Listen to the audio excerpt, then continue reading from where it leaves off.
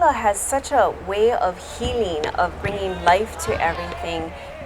And if hula is our lifeline, Merrie Monarch needed to happen. And so to be able to be a small part of it in some way to help us to ho'ola and to recharge and refocus and recenter is like just a blessing.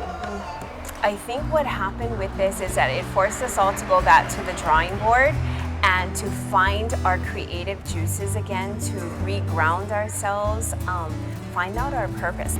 It's kind of like you get into a very comfortable zone of how we teach, and the pandemic forced me to realize that technology doesn't have to be an enemy, and that I can still be culturally based, but I can actually reach more of my haumana at the same time. And what it really allowed for me to do, and I think for my hello, and I'm sure for every hello, was that it forced us to take the time to actually find out what's going on with everybody. Because when we're in hula, we come to hula, we're focused, don't talk, no gossiping, no clicking, no this, no that, get in here, do your job, go home, right?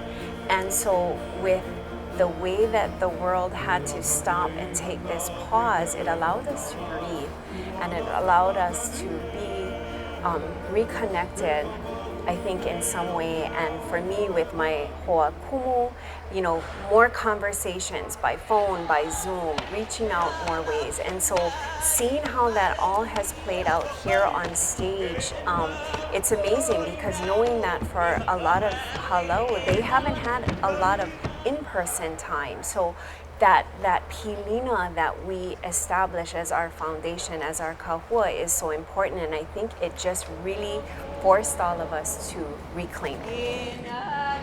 I still would choose being the kumu over the judge, because at least being kumu, I am only in charge of this right here, yeah? Everybody that pertains to me.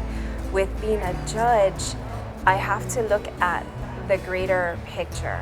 So while I have my traditions that I'm very firmly rooted in, I have to look at it with an open eye, an open heart, open na'au, and try to find where everybody's tradition falls in. I feel like I study more now than I did when I was in college, like reading fact sheets and doing extra research, like where is this kumu trying to go with this presentation, trying to understand. We have to be very careful, because whatever wins, the world watches and the world copies. And if something wins that is in pono, it falls on us. And I don't want to go to the pearly gates, meet my kupuna, and get lickings. So I need to make sure that what I do is for the betterment of our people and for our hula.